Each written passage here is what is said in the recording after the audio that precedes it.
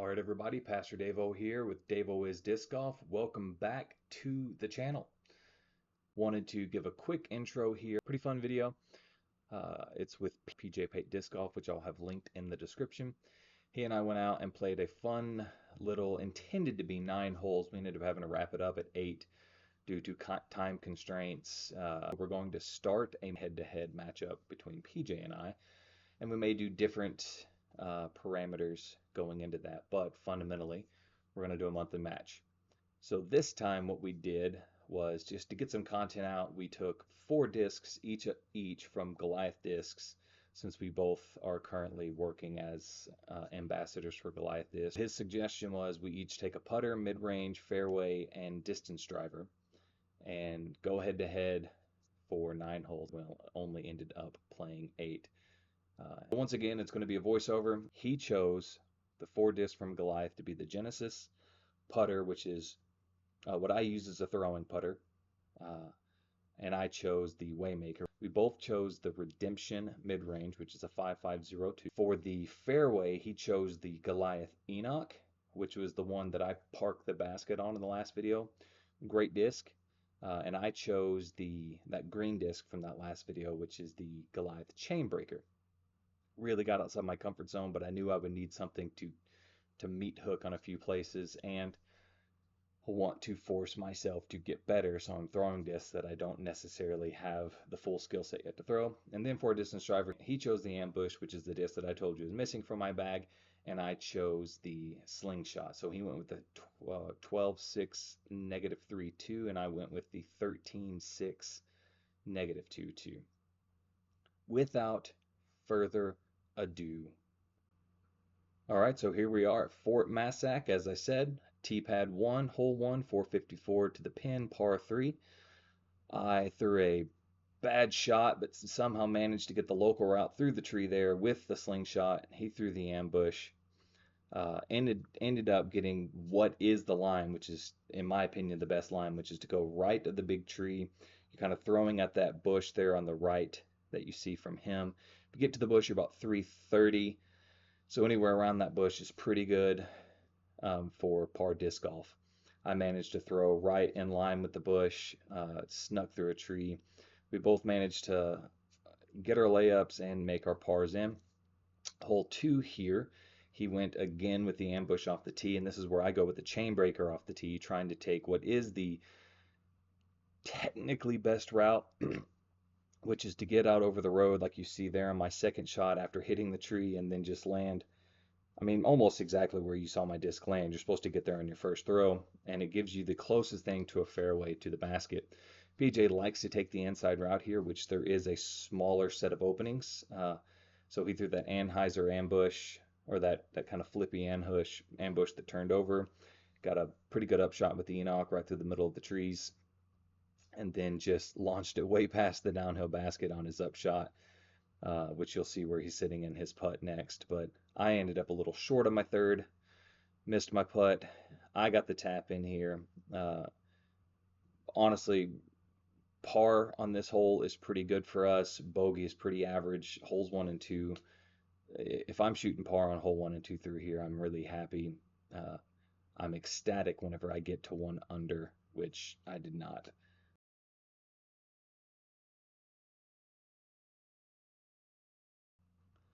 Hole 3, 200 foot through the woods. There's a couple of sneaky little gaps here, but that's what they are. They're sneaky little gaps. He took the sneakier of the 2 with the Genesis, which is a fairly flippy throwing putter. I went with Redemption and with a standstill. Managed to make about a 30-foot putt there, right at circle's edge, I believe, and he was parked for the basket. So we ended up both birdieing there, which was nice. Here on hole 4, it's just shy of 300 feet. Again, trees in the way the whole way.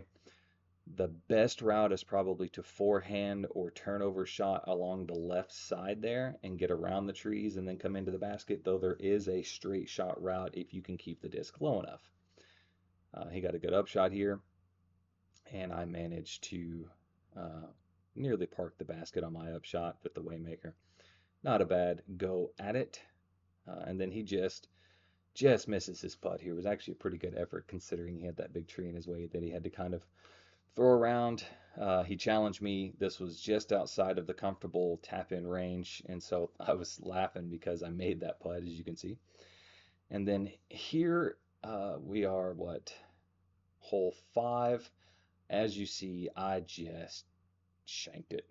Just did a bad job. I'm laughing as I walk away. He does a pretty good job here. Ends up a little short because the ambush turned on him a little more than he anticipated. Uh, he's kind of where I'm at, where his arm speed keeps increasing, and so he's struggling. And then you see what we thought was one of the funniest shots of the day, where my disc just rolls right back into the frame. Uh, he throws an upshot here with the redemption as well. He's got a long putt. I've still got to try to get there somehow. Get a super lucky skip off a branch. For me, it was just a tap in for 4, which gave me another bogey. So I think right now I'm shooting 2 over, and he ends up 4 over here, I think, but don't hold me to that. Just had a rough upshot, and then misses his putt. But all in all, just a day of disc golf. Here is the only par 5 on the course, one of the only par 5s locally. This is just under 700 feet, somewhere between 600 and 700 feet. But it's another one of those where there's so many trees in the way. You just have to hope to find the one small area that is kind of a fairway, which is if you throw towards the road, you get kind of where I'm at here. It's a little more forward to really be there, but you throw towards the road, and you finally can find this spot about 300 foot off the tee pad. It's got about a 300-foot tunnel to 300, 400-foot tunnel to the basket, which is where I'm standing here after my second throw. If you guys remember from the last video, I've been throwing those up lately. I've also really just not been doing well whenever videoing because I'm worried so much about getting the video. So I'm gonna have to get used to that, which I'm glad I'm doing because it's helping me learn how to play under pressure. Go for my final approach here with the chain breaker. It manages to do exactly what I needed to do, even if I did technically throw it about 10 feet short. I still got right where I wanted to go.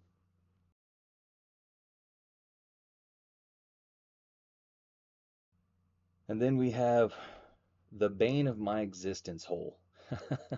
This is a 246-foot slight dogleg left tunnel shot. As you see, it's a tunnel all the way to the actual tunnel. The goal here is to throw it straight and hyzer out at the end to the basket.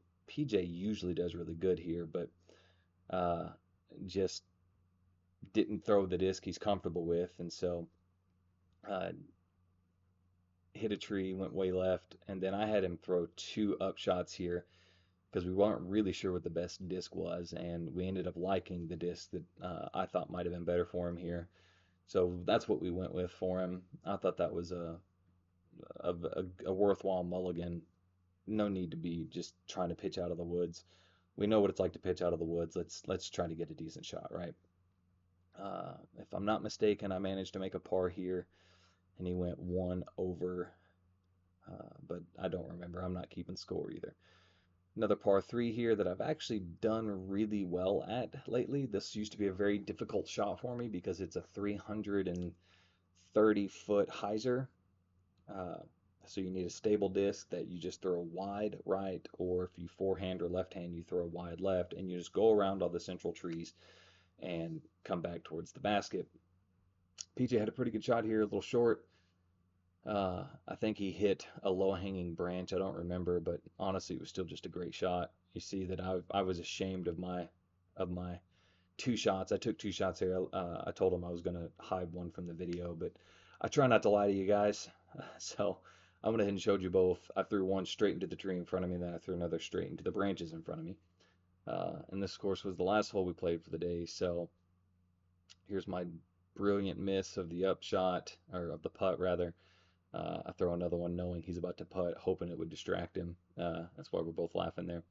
But that's the video. I have an outro coming to you, and now. That day, it was freezing cold outside. We were a part of that Midwestern cold front winter weather advisory that came through. We ended up getting quite a bit of freezing rain and a little bit of snow from about a few hours after the video ended. Of course, that always is going to mess with your game, especially when the weather's going up and down, which it did while we were playing. But 4 hours in the freezing cold, we went and had food, came back, and just tried to get some sort of content out because we had wanted to get out and get content. And we had a 4 hour first round because it went from being just the two of us playing to 6 of us playing, where four of our friends from Disc and Disciples in our Disc and Disciples group showed up, which was great. That's what we want. We want people to come out. We do this as much for fellowship as we do for competition. That said, wasn't a great round. On the other hand, Fort Massac is a pretty technical course. I believe something like the scratch score average, the 1,000 rated round, is no more than 5 under, if I'm not mistaken.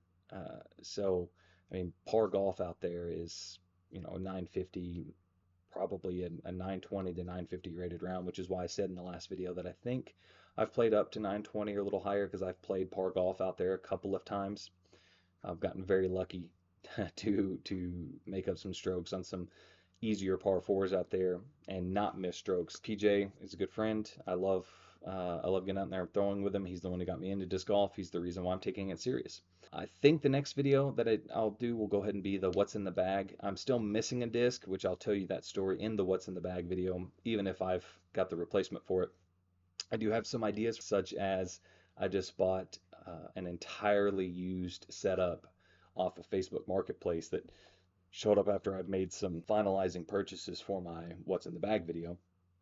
In preparation for the 2025 season, a guy posted his entire disc golf setup in Innova bag and 16 molds, mostly which are Innova, all for 75 bucks, which wasn't as good of a deal as I thought it was going to be, simply because I think he bought it used as well.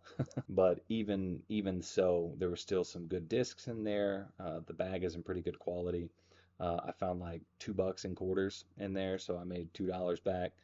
I was able to give a disc out of that bag, or give 2 discs out of that bag, if I'm not mistaken, to my 7-year-old nephew who I've been teaching to play disc golf.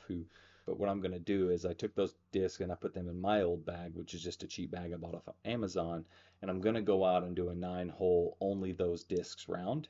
The one that I gave away, the 2 that I gave away out of there, one of them had a gash in it, and so I gave it to him because it's a very high speed, heavy disc. So I told him, you're not good enough to throw this. This is a much bigger disc than where you're at. So I want you to practice with it. And when you get to where you're comfortable throwing it, then we know we can get you some more discs. And the other was a disc for kids. It was a Innova Skeeter, and it was like 120 grams. So great starter disc for a 7-year-old. And then I gave him a putter out of my bags because he likes throwing putters, which I think we all like throwing putters, if I'm being honest. Anyway, I'm babbling as I tend to do. Every disc you saw today, again, was Goliath disc, which you can check out at goliathdisc.com. And if you do go to goliathdisc.com, then you can use my discount code, which will be in the description, Pastor Davo. And other than that, as always, I want to remind you that Jesus is Lord. God loves you. If that's not something you're sure about and it's something you want to have a conversation about, feel free to reach out to me. You can like, subscribe, comment here. You can email me at pastordavollc@gmail.com. If you need fitness advice, fitness coaching of any sort, you can also reach out to me on Instagram at AMA Discipleship. God bless you.